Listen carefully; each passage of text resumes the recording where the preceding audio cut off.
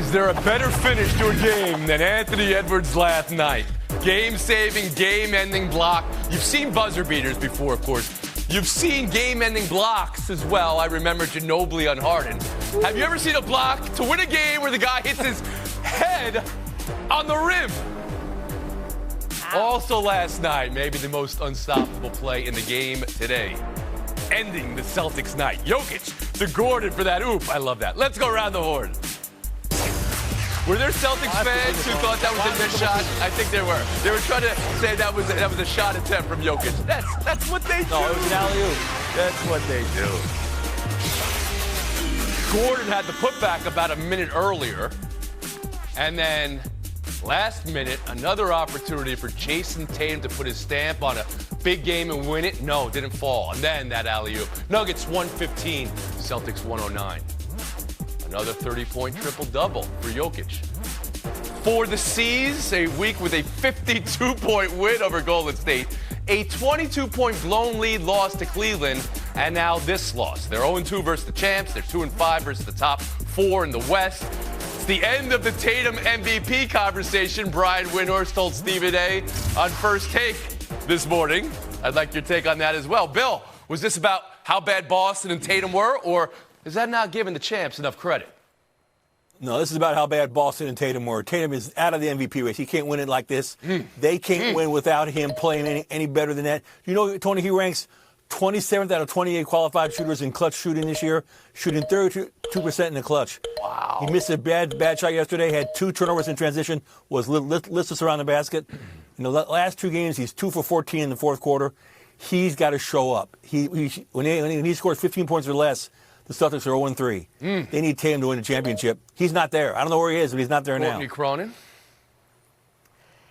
I don't have him in my MVP mix right now, but that, the whole idea that he's the face of the league, I'm wondering where all this talk came from when it should have very quickly and early on been about Shai Gilgeous-Alexander, about Giannis Antetokounmpo, and how about Nikola Jokic? This team had no answer for him in either of their meetings so far this season. He's more physical than they're able to handle. Kristaps Porzingis isn't strong enough to put on him, whether they're single coverage, double coverage, trying to bring Drew Holiday in the stretch, Al Horford in at points. This is going to be a problem if this is the ultimate finals matchup that we see in a couple of months, which it very well may be. But containing Nikola Jokic, who had a triple-double without even attempting a three-pointer last night, Tony, is a big problem for this Boston team. That's your takeaway, the champs winning over Boston. Harry Lyles Jr., to you. Yeah, Tony, I want to give the champs their credit. I can't believe we are a Denver Nuggets championship removed, and a lot like what we were doing last year was saying, hey, this is why this team lost and not why the Nuggets won. I'm not doing that with this team anymore. They have proven themselves to be the standard. We literally talked about Monday the streak that the Celtics were on and how much they were beating teams by, and I sat here and said, but that team in Denver still exists, and they have their number. They're 2-0 against them this year, 3-1 the last 2 years. Nikola Jokic is averaging 31.3 points, 11 rebounds, and 9 assists against them. The only team he's scoring better against is the Washington Wizards. So until somebody gets their best better than the Nuggets' best, my confidence is going to lie with that team. And Pablo Torre. Yeah, let me just characterize why there has been thirst for Jason Tatum. Jason Tatum, Tony, is American.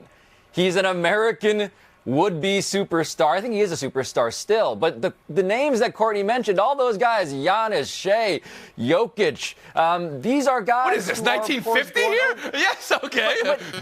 But the point is, when it comes to who could be the face of this sport in America, that's the best hope, not named Anthony Edwards, who we'll talk about, that we have. And so, look, I want to say this about Jason Tatum. Jason Tatum is still really good. This team did just beat the Warriors by 50 last week. The question is, are they as good as the Nuggets? And the answer definitively, head-to-head, is no. And so he's confirmed our priors. All of that is true. It's just that he's just not as good as we need him to be. How do you consider that stat that Plaschke had early in the show, that he's basically last among high-volume players in the NBA in the clutch? Under pressure, it has been a problem. 3 years in a row, to Plaschke's point, he's gotten worse in clutch time. That is a problem. It's a real problem for him. We've been on, we'll move on. I say again, find me a better finish than Anthony Edwards last night. You can't. What a win for Minnesota. The day they learned they would be without Karl Anthony Towns for a month at least. 44 for Edwards to win in Indy. going 18 of 35. Around the horn, Harry Lyles Jr. on that block, that line that he took 35 shots because Cat wasn't playing, and this upcoming stretch for Edwards and the T-Wolves. Tony, I mean, it just speaks to the type of player that he is and the superstar that I feel like he is now and that he can still become. And you mentioned Karl-Anthony Towns being out. He has an opportunity to step up and continue to raise his stock in such a way. He's averaging 37 points in the 3 games that Karl-Anthony Towns is not playing. I know this Timberwolves team is 29 and 26 the last 2 years when Cat isn't in the lineup. But to me, when we look at all of the young players in the NBA, you hear a lot of them say that they looked up to Kobe Bryant. They want to fulfill the Mamba mentality and sort of show that. Anthony Edwards is the one guy who actually even comes close to embodying that. And so when you have this opportunity now in this stretch where we're coming down to the end of the year and you're going to have to meet that, I think it's the perfect opportunity for him to maybe become the next face of the NBA. Why are we still having a conversation? I don't understand. Go on. All right. Let's put face of the NBA to the side for a second. Pablo Torre on what's at stake here for the Timberwolves the next week, next month without Towns. Yes. So they're the number 1 seed. Karl Towns is the other superstar on this team. Anthony Edwards is the better player right now. So the question is, who's number 3? Who's going to step up? Is it Jaden McDaniels? Is it Mike Conley? Those are not names that inspire confidence. What Anthony Edwards is doing, though, in the absence of Cat, Tony, is he's building an actual legend. What he did, he misses a free throw, and he does that in response. That's just one of those things that sticks, right? When we tell the story of this guy, we're going to mention that play because it's one of the most ridiculous things I've ever seen in sports. Point blank. Now, is there enough for this team if Cat misses more and more and more time where they're still going to contend without their second best player, Karl-Anthony Towns? The answer is no. But right now, Anthony Edwards is going to use this time to build the legend, and that's what this game is. Bill Plaschke. Yeah, in a weird way, this is actually good for the T-Wolves. But in the short run, they scored 66 points in the paint last night, their season high. Getting Cat out of there, Cat not taking up the space. A lot of the players have more freedom to play. Naz Reid played a great game. McDaniels played a great game. And I've been waiting for Ant to show up, and he's been tremendous. And if he's this energized, he can probably carry them through to the first round of the playoffs when they get Cat back. And Courtney Cronin. If we're talking about the clutch, Anthony Edwards came through there last night. 11 of their 13 points in the final 5 minutes of that game. And the question of, can they survive without Karl-Anthony Towns, who spends a lot of time over on the three-point line and not necessarily in the paint? I think they can. I think they can keep this number 1 seed for a little bit because they have the potential to own those tiebreakers over the Thunder, over the Clippers, and the Nuggets. The problem is they play the Nuggets 3 more times this season. Kyle Anderson inserted into the starting lineup. That means the defense is going to get better. An increased role for Naz Reid, something that he's earned and something that he's shown he's capable of handling this season. I think that can lead to them maintaining this, but if he's out more than a month, Cat that is, that's when my concern's going to creep in for this Wolves. Pablo back in.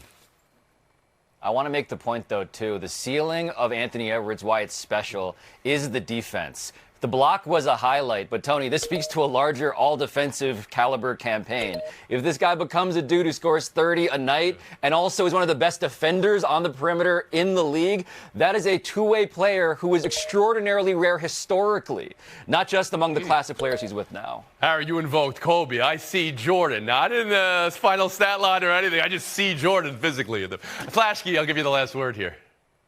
Yeah, the 1 seed is so important for the Timberwolves, for anybody but the Nuggets, to keep it out of the Nuggets, keep it out of that altitude. The 1 seed's huge. But, Tony, I'll be covering the Lakers Timberwolves game on Sunday. I can report back to you afterward.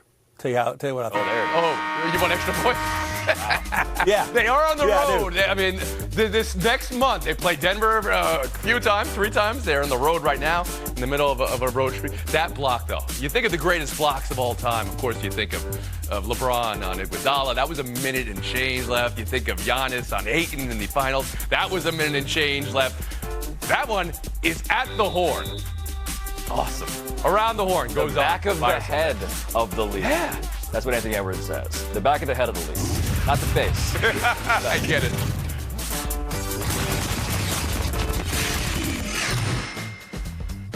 .75% of what he made him so great in college is not transferable to the NFL. He's not going to be able to do that. He can't do what he did in college 75% of the time and be successful at the NFL level. He needs to get under center. He needs to understand how to throw on time, on platform, from the pocket. If they take him, I would be you better be under the understanding that you're going to sit him this year. That's Ryan Leaf on Dan Patrick, and who's he talking about? Caleb Williams.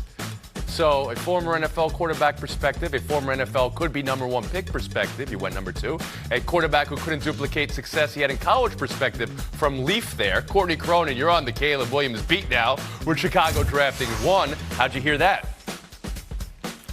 Dare I say measured in Ryan Leaf's comments about Caleb Williams. I respect it. He's a former NFL quarterback. You can think whatever you want about his career, but he brings up some valid points that the Chicago Bears or any team that drafts Caleb Williams is going to have to work through. Fortunately, Shane Waldron, new offensive coordinator in Chicago, over 3 years as the OC in Seattle. He ranked 15th in plays that were called from under center, 13th in play action usage. So that should bode well for a Caleb Williams if he ends up in Chicago. And frankly, I'm happy that Ryan Leaf kept it to football and not just regurgitating this game of NFL draft talk telephone, which we heard from Taylor Lewan's podcast, where he's throwing out that Caleb Williams basically just went to the NFL Combine for free gear and interviews. Like, taking shots at the guy's character right now, if you're doing that, that's a red flag more than anything else when you're talking about what he can do on or off. So you appreciated the analysis of what it would take from college to a pro level that you heard from Leaf, but no pause on Caleb Williams, the player, and the Bears' position at number one, it sounds like. Plaschke, you covered Williams every home game at USC. How'd you hear this? I get so tired of all this, people nitpicking him. I wish everybody would just shut up and let the kid get drafted and watch him shine. He's the best NFL-ready quarterback since Andrew Luck. Yes, of course he has to learn something. Of course he's going to learn something at a pro level. Of course he has to get better. Of course he has to adjust. But I think people are biased against him because they think he's entitled and arrogant and calculating. He's all those things, but he's also a great quarterback. And he's also NFL. He's basically been an NFL quarterback for 2 years out here. He's been treated like that. He's been ripped in the media. He's been booed by the fans. He's been cheered by the, he's gone through it all out here. He's ready for the league. He's ready to start now. Pablo Torre? It's just funny to me that, and by the way, there is some measured analysis in this, right? Is he doing the thing where he breaks down a play and scrambles around and does a Patrick Mahomes impression too much? Is that a valid concern? Sure. But the very basic premise that that kind of guy is a concern in general feels to me like an argument from 5 years ago. So is this a matter of degree or is this a matter of category? Because the guy who can scramble around when the play breaks down, make plays off platform, that's literally the entirety of the sport that I've been seeing for like half a decade now. So the guy who can do that the best since Mahomes is absolutely the guy I want number one overall. Is he going to do that when it's unnecessary? Fair point. But the category of this sort of player, the style, this is exactly who I want. Yeah, the part about the 75% not translating to the NFL, I mean, the comparison that we have for him is the greatest quarterback that any of us have ever seen. And the reason a lot of his stuff is improvised is because USC was not known for having a great offensive line last year. So to me, that would only instill confidence that if you can put a competent line in front of him, that it's only going to make him better. I think they're fair critiques, again, of Caleb Williams. But again, we are talking about, to Plaschke's point, one of the most complete prospects at the quarterback position that we've seen since Andrew Luck. So for me, I personally am not as so into nitpicking what he is as a player because it's what the modern NFL needs. Harry, we've had this conversation, I think, off air before, right? Covering this sport. This season right now is all about nitpicking when the season previously of the football playing, it's all, wow, look what they can do. It's almost like a need to nitpick now when maybe that shouldn't be the need, right? Maybe you can focus on the whole lot of good. It's good for business. This next story is from Kansas City. Kind of stopped me in my tracks. I want your view of it. Fox 4 KC reporting that a local hospital saying fans were treated after the KC playoff game for cold weather injuries, and now several may need amputations. This is a side of a conversation we had before the game that you often don't consider after the game. It was minus 30 wind chill. The game went on. And then people say, oh, it was good. It was a great game. And a championship title run. They overcame another hill. Fans are losing body parts, Harry. Does that make you rethink how the league should handle cold weather games? Hold on, Tony. Let me think long and hard about this. Yes. What are we talking about? It's one thing for it to be a concern for the players and their health and the people that are watching this game. But let's even throw that away, right? if you want the best quality of product out there on the field, we don't have to pretend that we're all tough guys and to do this in temperatures that are going to make you lose limbs. So yes, the NFL should want to get rid of this, or to at least play the game in conditions that are not just going to make players and fans safer, but it's also going to be a better game. Yeah, it speaks to the question of whether this is a TV product or also something people experience in real life. When I play Madden, love to put snow on maximum. Super interesting, even beautiful. Would I ever want to go there in person? Absolutely not. So what it boils down to, Tony, this is kind of like an NFL metaphor for the NFL. Here's a list of risks, medical dangers. Do you want to sign up for this knowing that you might get hurt? Me, no. Lots of other people, it seems. It seems, right? You may have fans that say, I would do it again. I understand that. The idea that these people have free will is, of course, self-evident. But Bill Plaschke, hearing that headline, several amputations coming because of going to this football game, how should the NFL feel about that? That's absolutely terrifying. Just terrifying to see that. It's awful. But the NFL, what can they do? Wait till it gets warm? There's only been 6 games below zero in the NFL history. There's not enough games to make that warrant that kind of danger. Fans need to be smart. If it's that cold, don't go to the game. Courtney Cronin. The NFL doesn't have a temperature threshold where they cancel games because it got below a certain degree. And I know that we like the images of people shirtless with beer cans in insane temperatures, or Bud Grant walking out to the coin toss in the 2017 NFC wildcard game in a T-shirt. But you got to be smart about this. I'm with Bill. It's on the people to make sure if you're at this game, make sure you are covered up and in winter-appropriate The NFL gear. did postpone a game that weekend. It wasn't the game we're speaking of with this. Due to version. snow. It was due to snow. It was due to the governor of New York saying, we need to have everybody moving the snow out and safe travel. But that happens as well. They have postponed games before. We'll move on. Golden State losing to the Bulls last night. Here's buy or sell 3. Steph Curry was limping after the game. Anthony Slater, covering for The Athletic, described a delay in opening up the locker room, presumably to clear Curry out of there. And then he said Golden State players, or the team in general, were talking that they expect Curry to miss time. Pablo, what you buy, what you sell? I buy that Steph Curry ankle used to be the 3 most dangerous words in the Bay Area, Tony. I'm old enough to remember when his ankles were the thing that almost changed the entirety of NBA history. So yes, he solved it by and large, the injury issues. But if the ankles thing is back, yeah, I'm terrified. This is an enormous problem, an existential problem for that. Yeah, Tony, I'm buying Steve Kerr's about to earn that contract extension, because the mixing and matching he is going to do if he's going to be out for an extended period of time is going to be a lot. He's averaging 33 minutes and 20 shots per game. That's his 4th highest of his career. It's going to be a different look Warriors, which could be for a while.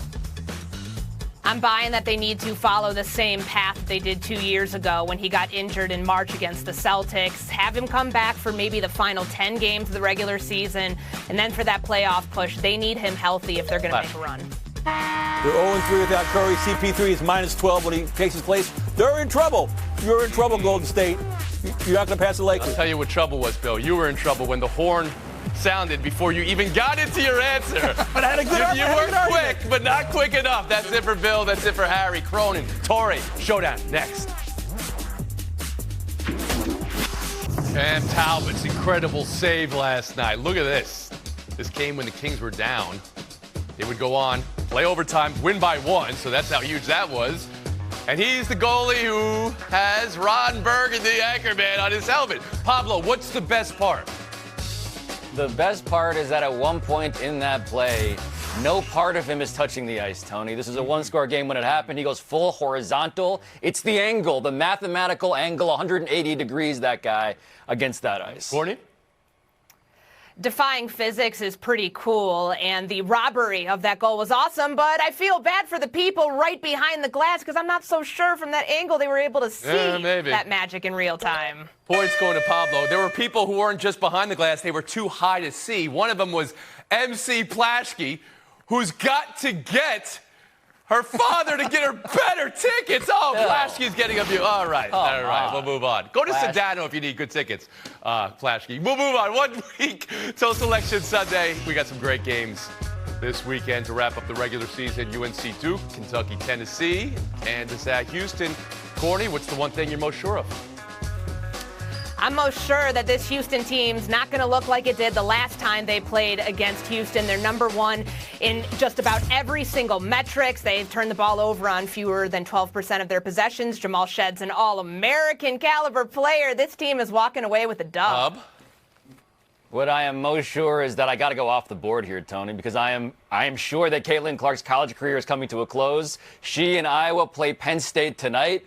That's still must-see TV until proven otherwise. So, yeah, give me that game. Due apology to, Carolina and Duke and Houston and all. Pablo ordering off menu. Caitlin Clark. Bold choice, sir. Yes. Enough for the win. 30 seconds of FaceTime. I feel morally obligated to talk about Ben Simmons here. Tony, I have been the #1 Ben Simmons apologist on ESPN for years. I think it's safe to say I now wear that title with shame, but also still with some empathy. The guy is now out for the rest of the season, but people may not realize he was a third-team All-NBA player 3 seasons ago. He was an All-Star multiple times. He is somebody whose career has come undone because of many things, but injury is absolutely one of them. This is a back thing. Is it a mind thing? Is it everything at the same time? I think lots of things are true, but for me, the story isn't over yet. I want to see him back on the floor, even though I'm the only one left wanting to do that. Real quick, Zuri Mitten and the Nightwolves playing a big basketball game this week, and everybody give me a howl. Ow!